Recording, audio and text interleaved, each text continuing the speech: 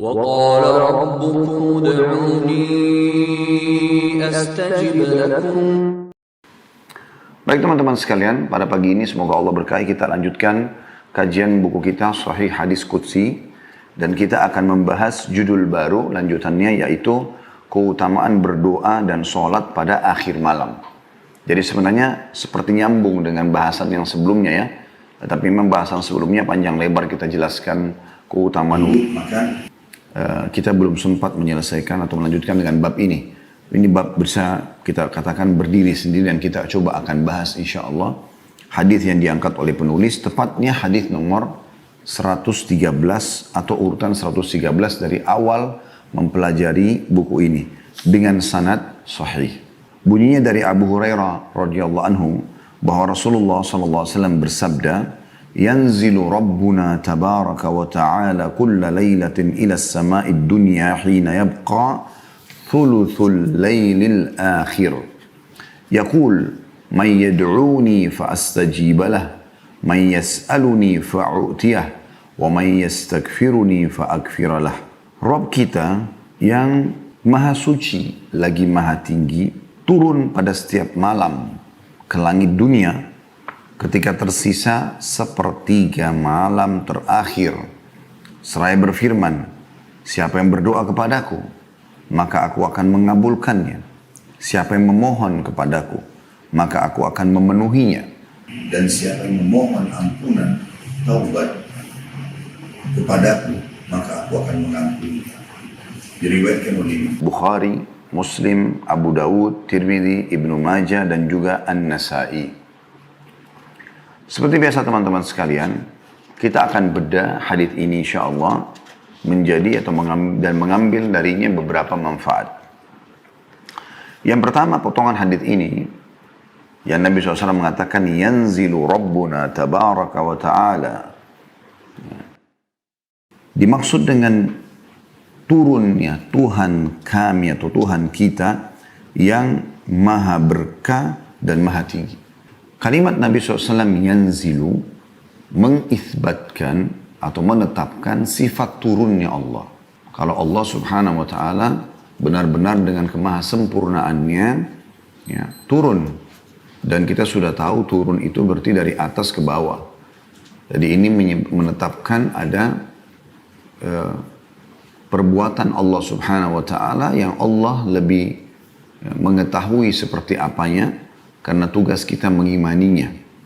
Dan tidak boleh kita mengalihkan maknanya, mengatakan bukan Allah yang turun, tapi rahmatnya misalnya. Karena Nabi SAW memastikan dengan bahasa yang jelas, yanzilu Rabbuna tabaraka wa ta'ala. Berarti Tuhan kita turun, ya, yang maha tinggi dan maha berkah. Jadi ini bahasa turun ini adalah menandakan Allah subhanahu wa ta'ala, zat yang maha mulia, mendatangi kita. Ya, mirip dengan hadis yang sebelumnya sudah kita jelaskan, bagaimana Nabi SAW mengatakan, "Telah datang kepadaku Tuhanku." Sebenarnya tentu Allah subhanahu wa ta'ala ya, yang menyambut ya, hamba-hambanya dengan memberikan peluang mereka agar bisa ya, memohon kepadanya. Kemudian potongan yang kedua, kulla laylatin, setiap malam. Ya. Kalimat kulla layla berarti tidak tertinggal satu malam pun dari malam-malam dunia kecuali Allah subhanahu wa ta'ala turun ke langit bumi. Dan ini juga menandakan setiap harinya, setiap malamnya Anda punya peluang untuk bertemu dengan Tuhan Anda, Allah subhanahu wa ta'ala, untuk bermunajat tentunya kepadanya, walaupun tidak melihat secara zat. Dan Allah subhanahu wa ta'ala memang tidak terlihat oleh makhluknya di dunia, tapi akan terlihat di akhirat nanti. Ya, karena Allah maha besar, maha kuasa. Allah sudah memang memasang hijab antara dia dengan hambanya di dunia ini. Sebagaimana pernah ditanyakan kepada Nabi SAW oleh Aisyah radhiyallahu anha, "Hal tara rabbak?" Apakah Anda melihat Tuhan Anda? pada saat sedang mi'raj ke langit. Maka jawaban Nabi SAW, Allahu nurun ala nur anna arah. Allah itu cahaya di atas cahaya, bagaimana aku bisa melihatnya. Juga Nabi Musa AS sempat bertanya, memohon kepada Allah agar diperlihatkan atau melihat Allah. Ya. Dia mengatakan, A'udzubillahi minasyaitonirrajim. Dalam Al-Quran diceritakan, Rabbi arini anzur ilaik. Wahai Tuhanku, izinkan aku melihatmu. Qala lan tarani walakin anzur ilal jabal. Kau tidak akan pernah bisa melihatku. Tapi kalau kau tetap berfikir masalah itu, lihatlah ke gunung-gunung itu. Fa in istaqarra makanahu fasawfa tarani. Kalau gunung-gunung itu bisa menampung, bukan menampung. Saya tarik kalimat ini, bisa ya, menerima kedatangan Allah Subhanahu wa taala, maka kau akan bisa melihatku. Falamma tajalla rabbu lil jabal, pada saat Allah dengan kemahasempurnaannya ya, ingin datang ke gunung itu, ja'alahu dakka, maka hancur lebur gunung itu. Wa kharra Musa sa'iqa, dan Musa pun akhirnya pingsan. Ya. Pada saat dia terkaget, dia pun bertobat kepada Allah Subhanahu wa taala. Dan Nabi SAW sudah mengatakan dalam sebuah hadis, kalian akan melihat pertama kali Tuhan kalian nanti di mahsyar dalam bentuk cahaya yang terang seperti bulan purnama di malam Lailatul Qadar. Ya. Kemudian kalimat selanjutnya, ila sama'id dunya hina yabqa thuluthul lailil akhir. Ke langit dunia pada saat tertinggal sepertiga malam. Kita ambil dulu potongannya di sini. Ila sama'id dunya, ke langit ya, dunia. Ada riwayat juga menjelaskan tentang Allah Subhanahu wa taala menciptakan 7 lapis langit. Dan Nabi SAW di beberapa riwayat menyebutkan langit di atas kepala kita ini yang paling dekat dengan kita dikenal dengan sama'id dunia. Sama'id dunia, gitu ya. Karena di atasnya itu ada langit yang kedua, langit yang ketiga, langit yang keempat, dan seterusnya. Sebagaimana Allah jelaskan dalam surah Al-Mulk di ayat 3-nya yang berbunyi, A'udzubillahi minasyaitonirrajim. Alladzi khalaqa sab'a samawatin tibaqa. Al-ayat. Allah lah yang telah menciptakan 7 lapis langit tibaq, bersusun. Ya. Kemudian juga dalam surah Naba Allah SWT berfirman, sab'an shidada. 7 lapis langit yang sangat kokoh. Juga tentunya Nabi SAW menggambarkan pada saat beliau sedang mi'raj ke langit, beliau menggambarkan kalau di langit pertama ketemu dengan Adam, terus saja ketemu dengan Nabi-Nabi, sampai di langit ketujuh ketemu dengan Ibrahim alaihi wassalam. Selanjutnya, yang dimaksud dengan hina yabqa thuluthul lailil akhir, sewaktu tertinggal sepertiga malam. Yang dimaksud dengan sepertiga malam, sebagian ulama menggambarkan malam itu kita mulai hitung maghrib. Misal maghrib kita jam 6 sore misalnya. Subuh jam 5 pagi. Contoh saja ini. Ke jam 5 ini kurang lebih 11 jam. Nah 11 jam ini teman-teman dibagi 3. Jadi 6, 7, 8, 9, 10, 11, 12. Kemudian 1, 2, 3, 4, 5. Kurang lebih 11 atau 12 jam kalau kita hitung ya. Kalau kita hitung 12 jam, berarti 4 jam terakhir sebelum subuh. Dari jam 5 mundur 4 jam. Ya. 5, 4, 3, 2. Mulai jam 2 atau jam 1 malam sudah masuk sepertiga malam. Lalu yang menjadi inti bahasan kita sebenarnya dari hadis ini adalah firman Allah Subhanahu wa taala, yaqul may yad'uni fa astajibalah. Siapa di saat ini mau meminta kepadaku supaya aku berikan kepadanya. Wa may yas'aluni fa'utiyah. Dan siapa yang berdoa kepada aku terima pada saat ini, dan siapa yang meminta kepada aku Minta apa saja selama kebaikan aku akan penuhi. Wa may yastaghfiruni fa aghfiralah. Dan siapa yang memohon ampun, aku akan mengampuninya. Ya, jadi ada 3 penawaran dari Allah Sang Pencipta kepada kita semua, dan itu terjadi di setiap malam, yaitu siapa yang memohon, meminta, silakan, aku akan berikan. Berdoa. Siapa yang khusus meminta tolong, maka aku penuhi. Siapa yang memohon ampun, aku akan maafkan. Ini kalau kita simpulkan ketiganya, sebenarnya berbicara masalah doa. Dan dalam doa kita kepada Allah Subhanahu wa Ta'ala, kita akan memohon hajat kita, menyampaikan kebutuhan yang kita harapkan Allah penuhi, dari makanan, minuman, pakaian, pekerjaan, pasangan hidup, anak-anak, kebutuhan kita. Termasuk kebutuhan akhirat, minta masuk surga dan seterusnya. Sisi yang lain kita juga minta kepada Allah agar dilindungi dari keburukan-keburukan yang akan menimpa kita. Seperti misalnya fitnah, ya, penyakit, kayak zaman kita sekarang wabah, ya, dan seterusnya. Juga dalam doa kita seringkali kita panjatkan juga agar dimaafkan kalau kita punya kesalahan. Supaya Allah Subhanahu wa Ta'ala sebagai Sang Pencipta, Sang Raja yang sebenarnya ridho dengan kita. Ini semua kita simpulkan dia masuk dalam doa. Dalam doa. Baik teman-teman, kita akan coba bedah lebih dalam tentang masalah ini. Karena doa ini memang sebuah ibadah, bahkan dia inti dari ibadah. Kita coba sama-sama membuka, kalau Anda bisa membuka aplikasi Al-Quran di handphone Anda.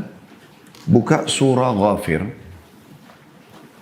Surah nomor 40, ayat 60. Surah nomor 40, ayat 60. Yang bunyinya, A'udzu billahi minasyaitonir rajim. Wa qala rabbukum ud'uni astajib lakum. Innal ladzina yastakbiruna an ibadati sayadkhuluna jahannama dakhirin. Artinya, dan Tuhanmu hai Muhammad telah bertitah, berkalam, berdoalah kepadaku. Niscaya aku atau akan ku perkenankan. Niscaya akan ku perkenankan bagimu. Sesungguhnya orang-orang yang menyombongkan diri dari berdoa kepadaku atau menyembahku, akan aku masukkan ke dalam neraka Jahannam dalam keadaan hina dina. Ayat ini sangat jelas. Memang fokus ke masalah doa tadi. Doa ini teman-teman curhat kepada Allah. Bahasa lain saya, manja kepada Allah. Allah mau kita manja kepadanya. Tanda kutip ya. Merengek, mohon. Bahkan Allah suka kalau hambanya terus memohon kepadanya. Walaupun nikmat itu sudah diberikan. Tamak terhadap rahmat Allah bagian daripada syariat kita. Misal kita sehat, kita minta agar kesehatan itu ditambah. Kita kaya, minta kaya itu akan ditambah. Kita sudah punya pekerjaan, keturunan, pasangan, minta diberkahi. Ya. Tamak terhadap rahmat Allah Subhanahu wa Ta'ala. Makanya dalam Al-Fatihah saja kita kalau sholat sering mengulangi ihdinas siratal mustaqim, ihdinas siratal mustaqim. Doa terus mohon kepada Allah SWT agar terus dipandu berikan jalan yang benar. Gitu. Dan di sini juga Allah memastikan berdoalah kepadaku, niscaya aku atau akan kuperkenankan bagimu. Sebaliknya Allah justru murkah kepada orang-orang yang tidak mau berdoa kepadanya, seakan-akan tidak butuh dengan Sang Pencipta. Ya. Tentu Allah raja yang berbeda dengan raja-raja manusia. Raja manusia makin orang tidak minta padanya dia makin senang, gitu kan? Karena dia berharap hartanya tidak berkurang di sana. Tapi Allah Subhanahu wa Ta'ala berbeda. Dia justru menyuruh kita untuk mohon kepadanya. Dia suruh kita tamak terhadap rahmatnya. Makanya Allah justru marah kalau kita tidak berdoa. Dianggap sombong oleh Allah Subhanahu wa Ta'ala. Makanya dikatakan innal ladzina yastakbiruna an ibadati. Sesungguhnya orang yang sombong terhadap berdoa kepadaku, menyembah kepadaku, maka pasti aku akan masukkan ke dalam neraka Jahannam dalam keadaan hina dina. Baginda Nabi SAW mengingatkan masalah doa, mengatakan ad-du'a huwal ibadah.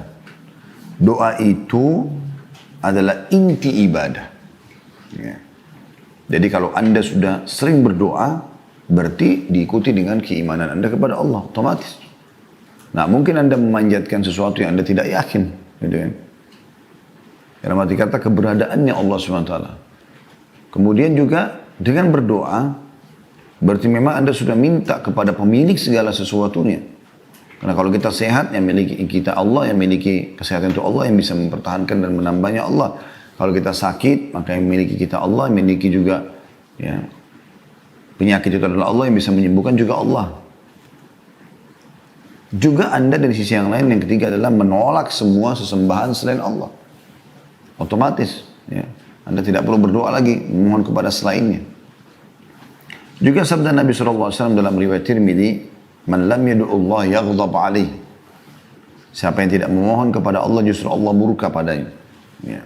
Juga dalam riwayat Tirmidzi disebutkan Nabi SAW bersabda, tidak ada sesuatu yang paling mulia di sisi Allah melebihi doa. Doa ini teman-teman sekalian, baik Anda lihat jawabannya atau belum Anda lihat jawabannya, tetap dia ibadah. Anda akan panen dalam bentuk pahala pada hari kiamat. Jadi nggak ada keraguan untuk terus berdoa kepada Allah Subhanahu wa taala. Ya. Ibnu Hajar coba menjelaskan bahwa Imam At-Taibi berkata, sebaiknya hadis Nu'man secara bahasa artinya berdoa menunjukkan hadis Nu'man tadi itu hadis tentang masalah doa itu adalah inti ibadah. Ya. Siapa yang tidak berdoa maka Allah murka padanya. Ya. Kata beliau, harusnya difahami artinya berdoa menunjukkan sikap berendah atau berserah diri dan membutuhkan Allah, karena tidak dianjurkan ibadah selain berserah diri dan tunduk kepada pencipta serta merasa butuh kepada Allah. Oleh karena itulah Allah menutup dengan firman-Nya, sungguhnya orang yang menyombongkan diri dari menyembahku atau berdoa kepadaku. Dalam ayat ini orang yang tidak mau tunduk dan berserah diri kepada Allah disebut dengan orang yang sombong. Sehingga berdoa mempunyai keutamaan di dalam ibadah, dan ancaman bagi mereka yang tidak mau berdoa adalah hina dina. Disebutkan dalam Fathul Bari, jilid 11, halaman 98. Ada hal yang perlu Anda tahu dalam berdoa teman-teman, ada namanya tahapan berdoa. Rasulullah SAW bersabda, tidak seorang muslim pun di muka bumi ini berdoa pada Allah kecuali Allah akan menjawabnya. Gak ada doa yang Anda panjatkan yang Allah tidak jawab. Akan tetapi, kata Nabi SAW, bisa melalui salah satu dari 3 tahapan atau 3 hal. 3 keadaan. Yang pertama, Allah berikan langsung di dunia seperti permintaannya. Misal, ya Allah sembuhkanlah aku, maka Allah sembuhkan. Ya Allah beri aku rezeki, tiba-tiba dapat rezeki. Ya. Allah langsung memberikan jawabannya. Atau, kata Nabi SAW, Allah hilangkan kesusahan yang menimpanya. Ya. Sampai Ibnu Qayyim rahimahullah menitipberatkan mengatakan, seseorang misalnya berdoa, ya Allah sembuhkanlah anakku. Lalu ia berkata, aku sudah berdoa selama 10 tahun tapi Allah belum berikan atau belum menerima. Ini kekeliruan, kata beliau. Karena bisa saja tanpa doa maka anak itu jadi lebih parah atau mati. Tetapi dengan doa kepada Allah yang Maha Pemurah, hilanglah musibah yang akan menimpahnya. Yang ketiga, Allah simpankan untuknya pada hari kiamat yang Allah gantikan dengan pahala yang banyak. Di dalam sebuah athar disebutkan, sesungguhnya hamba-hamba yang rajin berdoa akan menemukan pahala yang melimpah pada hari kiamat.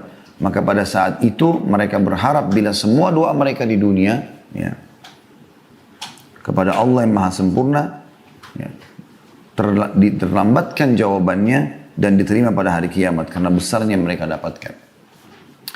Pada saat Allah yang Maha Pemurah menerlambatkan jawaban doa Anda di dunia, karena itu semua karena Allah Maha mengetahui lebih baik dan lebih tahu yang terbaik. Ibaratnya seperti bila anak minta izin kepada orang tuanya atau minta kepada orang tuanya lebih tahu ya, mana yang terbaik buat anaknya. Jadi kalaupun misalnya anaknya mau minta mohon izin kepada orang tuanya akan jalan dengan fulan atau fulana, dan Orang tua tahu anak yang diajak jalan ini buruk. Narkotika lah, pezina lah, apalah segala macam itu. Saya yakin sehebat apapun anak Anda memohon, retorika apapun yang digunakan Anda tidak akan berikan. Izinkan, karena Anda tahu itu. Ini ibaratnya saja gitu ya. Saking dahsyatnya doa, sampai kata Nabi SAW, la yaruddul qadha illa doa. Dalam hadis riwayat Tirmidzi. Tidak akan mungkin ada yang bisa menolak takdir kecuali doa. Sementara takdir Allah SWT kita sudah tahu, tidak akan mungkin berubah gitu ya. Tapi Nabi SAW sampaikan masalah itu. Sampai kata Nabi SAW, doa itu kalau dipanjatkan, maka dia bersaing ke langit dengan takdir. Maka bisa ini mengalahkan ini atau ini mengalahkan ini. Baik teman-teman, kita masuk lebih dalam lagi membahas tentang syarat-syarat diterimanya doa. Kalau Anda mau doa Anda diijabah, diterima, ada syarat-syaratnya. Yang pertama sekali adalah ikhlas. Sebagaimana Allah sebutkan dalam surah Al-A'raf, surah nomor 7 ayat 29. Yang bunyinya, A'udzubillahi minasyaitonirrajim, Al-A'raf, surah nomor 7 ayat 29. Qul amara rabbi bil qisṭi wa aqimu wujuhakum 'inda kulli masjidin wad'uuhu mukhlisina lahud-din kama bada'akum ta'udun. Katakanlah hai Muhammad kepada semua pengikutmu, Tuhanku menyuruh menjalankan keadilan. Dan katakan pula, luruskanlah mukamu atau dirimu di setiap sholat arah kiblat. Dan berdoalah, ini saksi bahasan kita, pada Allah dengan mengikhlaskan ketaatanmu kepadanya. Sebagaimana Dia Allah telah menciptakan kamu pada permulaan, demikian pula lah kamu akan kembali kepadanya. Jadi di sini ada perintah untuk ikhlas. Juga sabda Nabi SAW riwayat Abu Daud, Inna Allah la yaqbalu amalan illa ma kana khalisan liwajhi. Allah tidak akan terima amal kecuali ikhlas kepadanya. Jadi kalau teman-teman berdoa, jangan sama sekali ada indikasi riya. Karena lawan ikhlas adalah riya. Ingin pamer, ingin dipuji, ya. Dan setiap kali ada masuk sedikit masalah itu, stop, langsung berhentikan. Ya, lawan dia. Jangan ikuti bisikan syaitan. Karena syaitan selalu mengajak kita negosiasi. Yang kedua, syarat diterimanya doa, memuji Allah atau tahmid. Dan juga membaca salawat kepada Nabi SAW. Sebagaimana Nabi SAW bersabda kepada seseorang sahabat yang masuk masjid tiba-tiba mengatakan, Allahumma gfirli, ya Allah ampunilah aku. Kata beliau, sungguh orang ini sangat tergesa-gesa. Kalau saja ia memuji Allah dan membaca salawat kepadaku. Juga sabda Nabi SAW, semua doa yang tidak membaca salawat kepadaku akan terhijab atau tertahan. Yang ketiga, syaratnya khauf dan tamak. Maksudnya diikuti dengan rasa takut. Ya. Jangan sampai doa ini nggak diterima supaya Anda terus semangat berdoa dan tamak terhadap rahmat Allah. Artinya meminta sesuatu yang besar kepada zat yang maha besar. Dari hal kecil sampai yang besar Anda minta kepada Allah. Selama itu bukan mustahil dalam ciptaan Allah. Seperti misalnya jangan minta, ya Allah hilangkan malam. Kan tidak mungkin. Itu sunnatullah, Allah ciptakan malam akan selalu ada. Gitu kan. Itu juga misal meminta agar nggak usah ada, ya Allah hilangkan semua wanita, hilangkan semua laki-laki. Nggak mungkin. Gitu kan. Seperti itulah. Tapi selama itu sesuatu yang boleh dalam syariat Allah SWT, maka panjatkan. Allah sebutkan dalam syarat yang ketiga, khauf dan tamak, rasa takut, tidak diterima doanya, sehingga dia terus maksimal berdoa, dan tamak artinya berharap agar diberikan tambahan dari karunia Allah SWT. Disebutkan dalam surah Al-A'raf, surah nomor 7 ayat 56. Jadi surah yang seperti tadi ya, tapi ini ayat 56-nya. Kalau tadi masalah ikhlas Al-A'raf 29. Kalau ini Al-A'raf 56. A'udzu billahi minasyaitonir rajim wa la tufsidu fil ardi ba'da islahiha. Wa la tufsidu fil ardi ba'da islahiha wad'uuhu khaufan wa tama'a inna rahmatallahi qaribun minal muhsinin. Dan janganlah kamu membuat kerusakan di muka bumi. Allah mau kita nikmati, jangan merusak, jangan ganggu orang, jangan ganggu lingkungan. Sesungguhnya Allah atau sesudah Allah memperbaikinya, sudah Allah mengaturnya dengan bagus, jangan diganggu lagi. Nikmati saja dan berdoalah kepadanya dengan rasa takut, khawatir tidak diterima dan juga tamak, harapan yang besar. Karena Allah gunakan kalimat ini khaufan wa tama'a. Dengan harapan atau tamak akan dikabulkan. Ya. Sesungguhnya rahmat Allah amat dekat kepada orang-orang yang berbuat baik. Yang keempat, menggunakan asma'ul husna, nama-nama dan sifat-sifat Allah yang mulia. Allah sebutkan dalam surah Al-A'raf, masih surah yang sama, ayatnya 180. A'udzu billahi minasyaitonir rajim, walillahil asma'ul husna fad'uuhu biha. وَذَرُوا الَّذِينَ يُلْحِيُونَ فِي أَسْمَائِهِ سَيُجْزَوْنَ مَا كَانُوا يَعْمَلُونَ. Hanya milik Allah Asma'ul Husna itu, nama-nama yang mulia. Maka bermohonlah kepadanya, kepada Allah, dengan menyebut Asma'ul Husna itu. Dan tinggalkanlah orang-orang yang menyimpang dari kebenaran dalam menyebut nama-namanya. Nanti mereka akan mendapat balasan terhadap apa yang telah mereka kerjakan. Jadi makna daripada ayat ini, gunakan nama-nama. Misalnya, Ya Ghafur, wahai zat yang maha pengampun. Ighfirli, maafkanlah aku. Wahai zat yang maha agung. Ya Azim, azim sya'ni. Agungkanlah perkaraku atau urusanku. Maksudnya, buatlah aku jadi punya kedudukan, punya jabatan, punya harta, punya nama harum, dan seterusnya.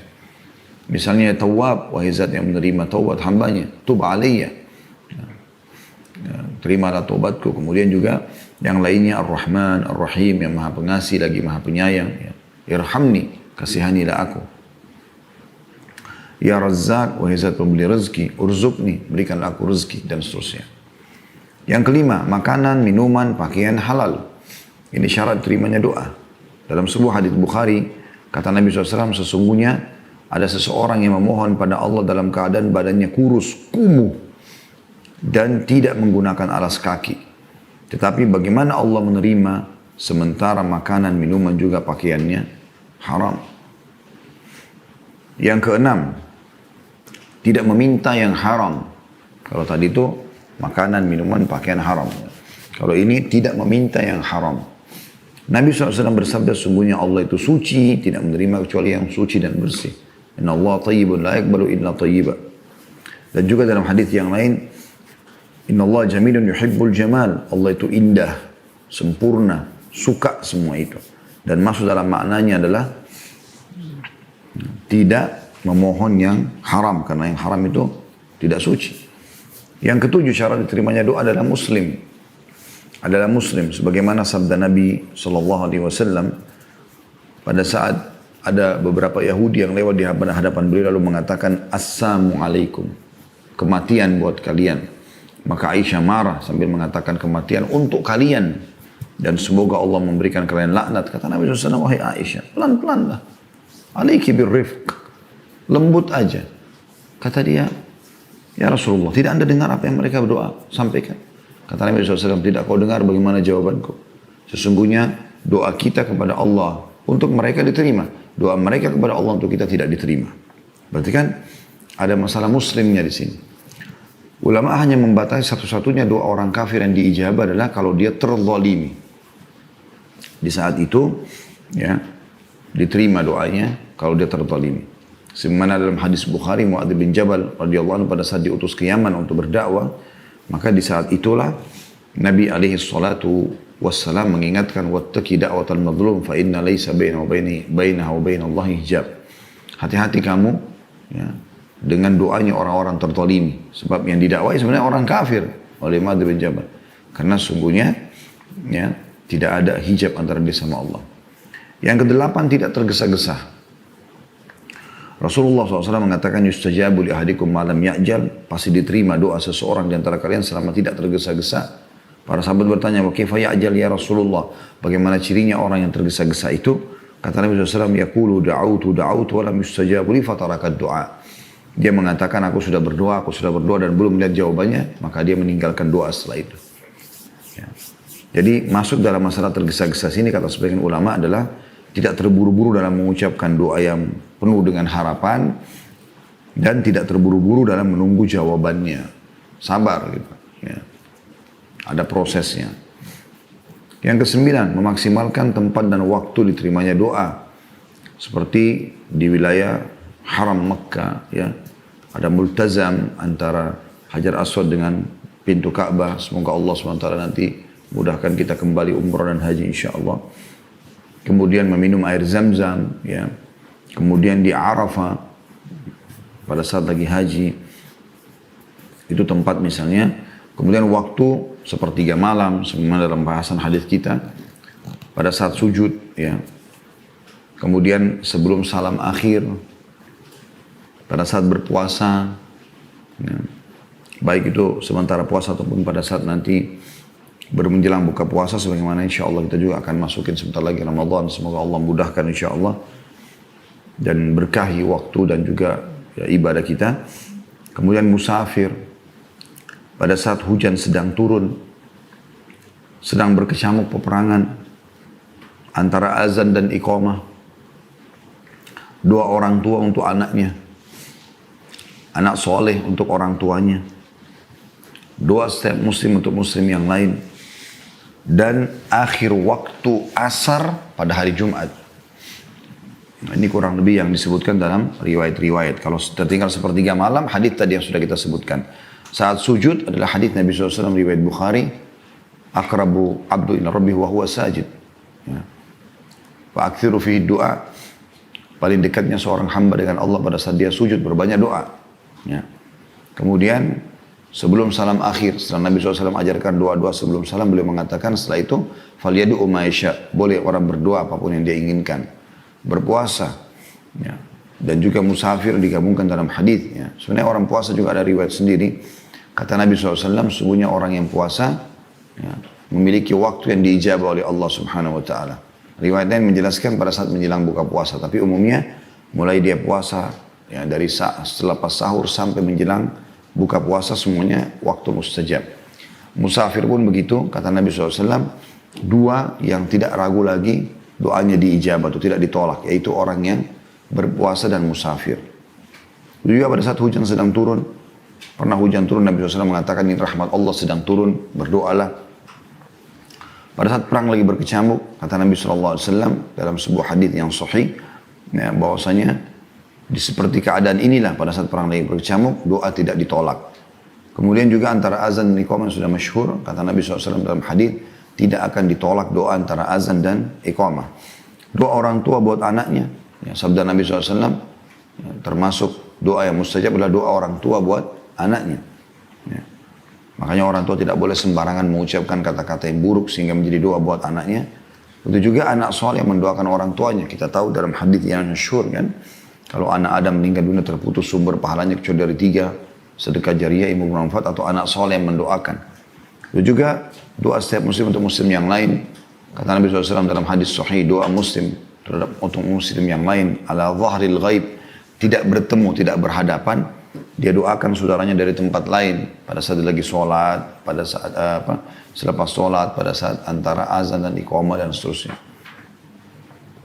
Dan juga akhir waktu asar atau selepas asar di waktu hari Jumat. Boleh juga di hari Jumat, ya. Semoga Allah SWT juga kembalikan kita bisa Jumat lagi seperti biasa. Itu terjadi juga di saat khatib lagi duduk di khutbah kedua sampai diiqamahkan sholat. Dan ini dua-dua aja riwayatnya. Kata Nabi SAW, hari Jumat ada 12 waktu, tidak ada seorang muslim yang berdoa pada saat itu kecuali diijabah, dan fokuslah ya, pada saat khatib sedang duduk ya, di khutbah kedua sampai diiqamahkan sholat. Riwayat lain, Jumat itu 12 waktu, ya, atau seperti itu lafadznya. Saya tidak terlintas sekarang tepat lafadznya, tapi Nabi SAW mengatakan bahwasanya ya, waktu mustajab ya, di hari Jumat itu adalah selepas asar sampai terbenam matahari. Ada banyak kisah-kisah tentang mustajabnya doa Nabi SAW, dan itu terlalu banyak bahasanya tentunya. Tapi di antaranya pernah ada seseorang datang kepada Nabi SAW, Nabi lagi khutbah Jumat. Kemudian orang ini tiba-tiba teriak-teriak mengatakan, ya Rasulullah dari luar masjid.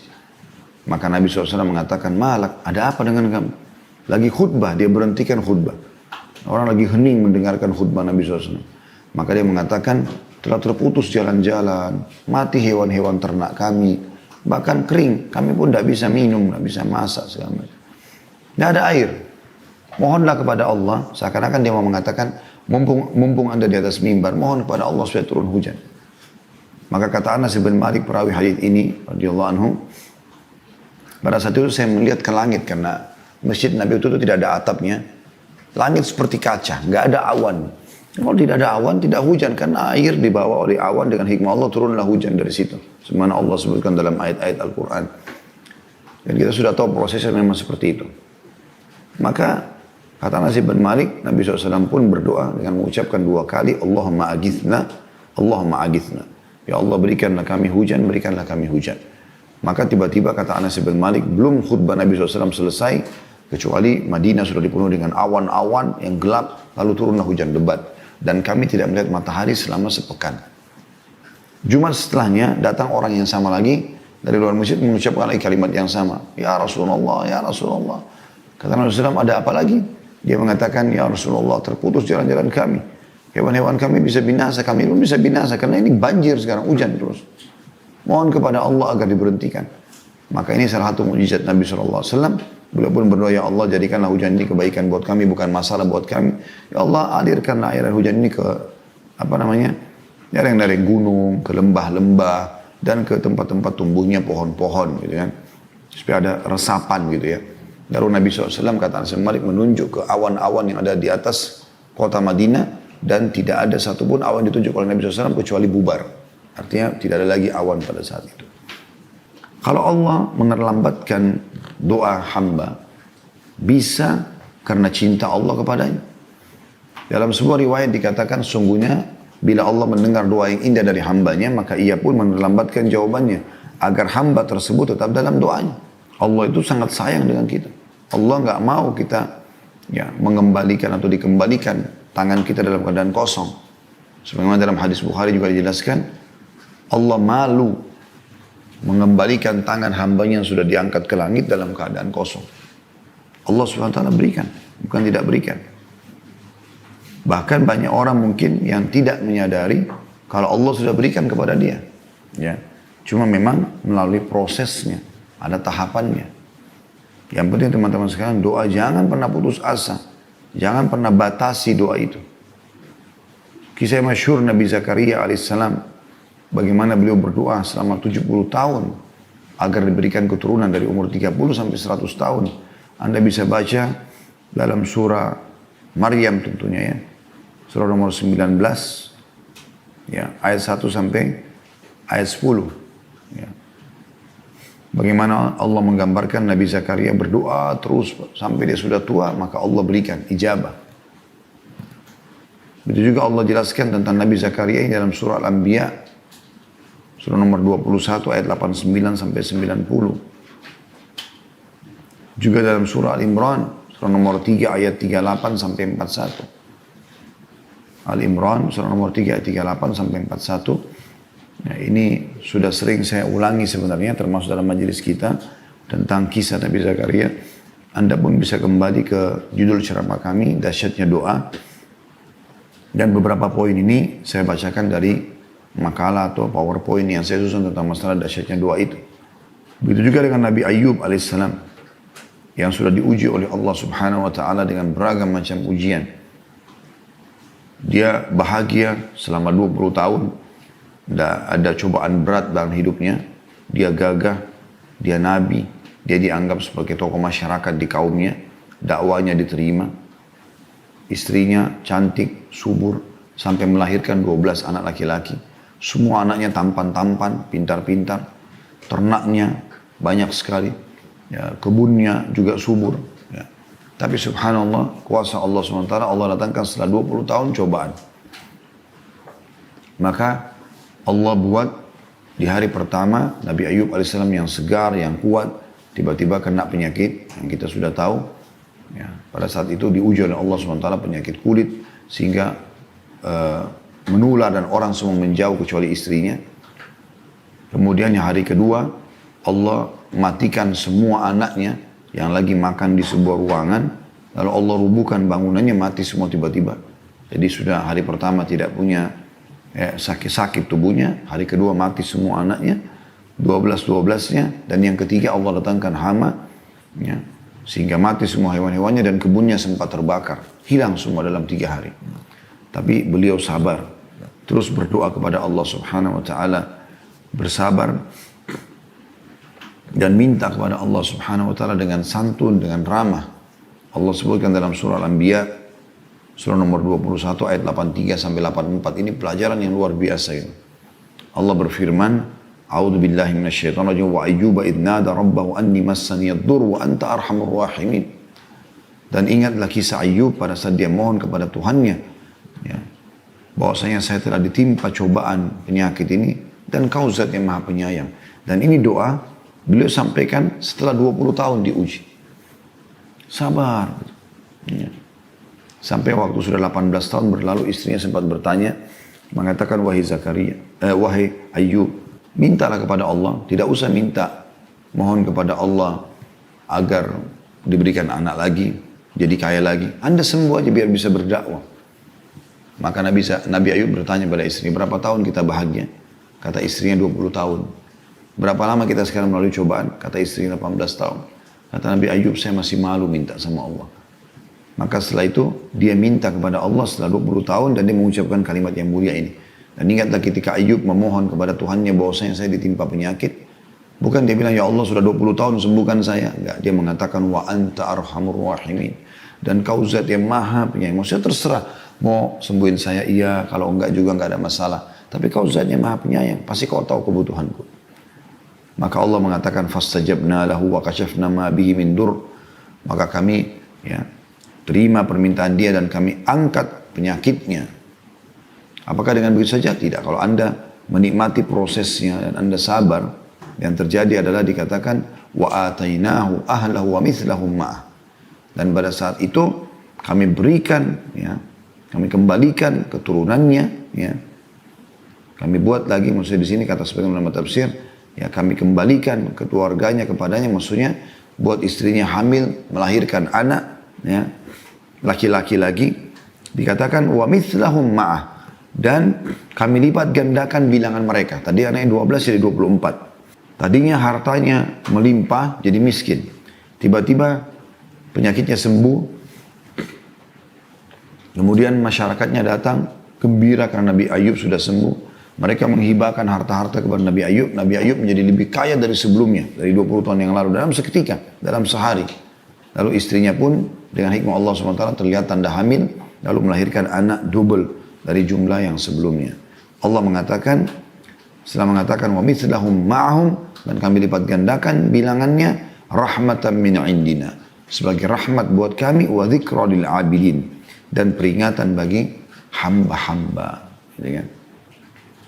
Juga Nabi Yunus alaihissalam yang masyhur, setelah dia meninggalkan wilayah Nainawa, kemudian dia coba mencari lokasi dakwah lain, padahal sebenarnya dia keliru pada saat itu, karena dia harusnya bersabar.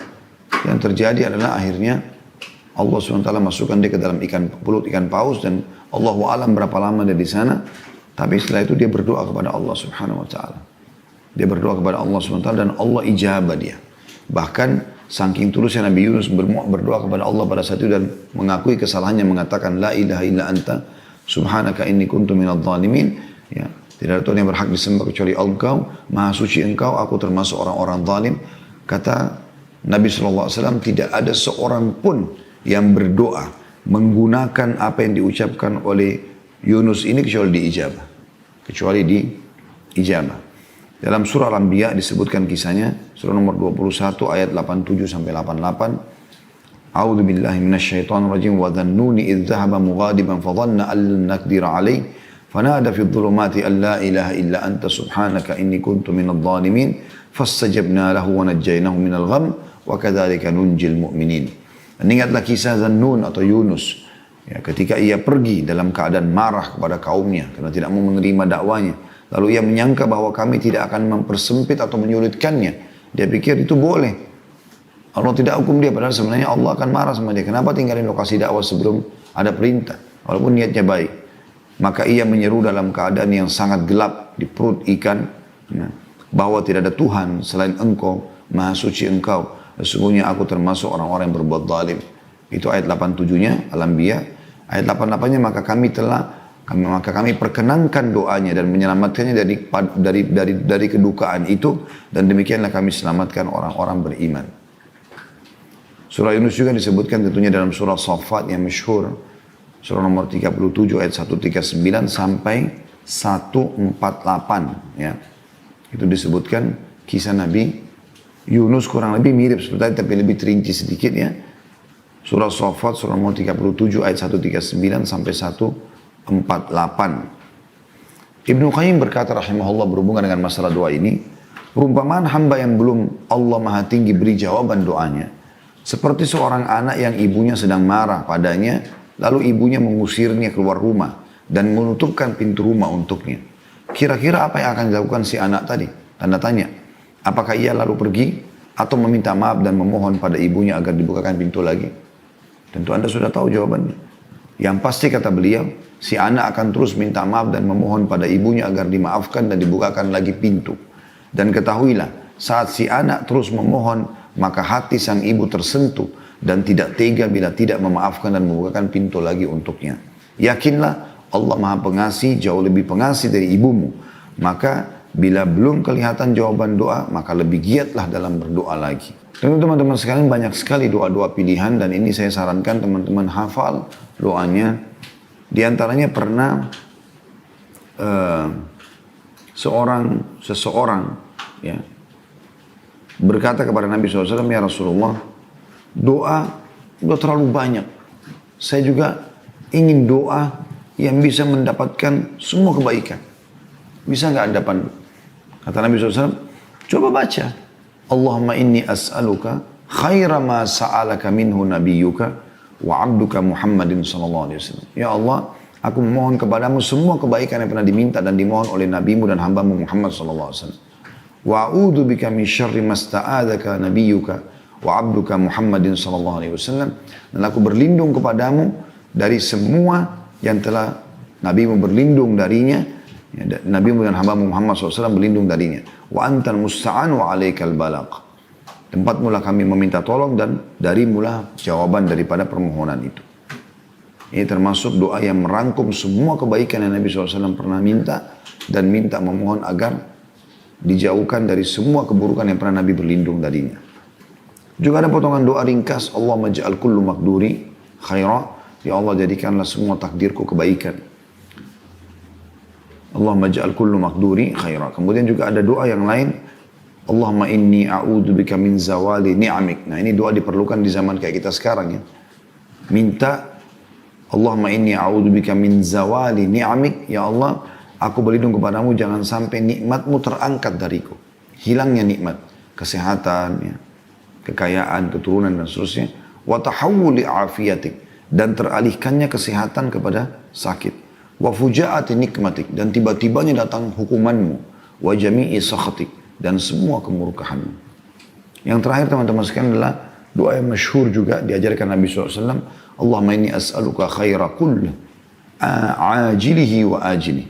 Ya Allah, aku minta semua kebaikan, baik yang sudah dekat ataupun yang masih jauh.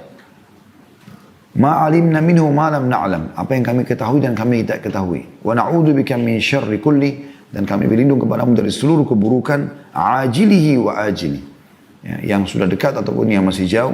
Ma'alimna minhu ma lam na'lam, apapun yang kami ketahui ataupun kami tidak ketahui. Jadi kita minta kepada Allah Subhanahu wa taala agar diberikan yang terbaik semuanya. Dan juga doa yang masyhur tentunya yang sudah tidak asing bagi teman-teman. Rabbana atina fid dunya hasanah wa fil akhirati hasanah wa qina adzabannar wa adkhilnal jannata ma'al abrar ya aziz ya ghafar ya rabbal alamin. Di setiap tawaf kita disuruh ulangi 7 kali tawaf, selalu baca ini. Rabbana atina fid dunya hasanah, berikanlah kami seluruh kebaikan di dunia. Wa fil akhirati hasanah, seluruh kebaikan di akhirat. Wa qina adzabannar, dan jauhkanlah kami dari siksa api neraka. Wa adkhilnal jannata ma'al abrar, dan masukkanlah kami ke dalam surga bersama dengan orang-orang yang patuh. Ya Azizu ya Ghaffar, wahai zat yang maha mulia dan juga maha pengampun. Ya Rabbal alamin, wahai Tuhan alam semesta. Ya. Pernah ada seorang sahabat, dia sakit keras. Ya, kita tutup dengan ini, sakitnya luar biasa kerasnya. Ya. Dan orang-orang pun pada heran, belum ada orang kena penyakit seperti itu. Teriak-teriak kesakitan segala macam. Sampai Nabi SAW menjenguknya. Tahu Nabi bilang pada saat lihat dia, doa apa yang kau sampaikan kepada Allah?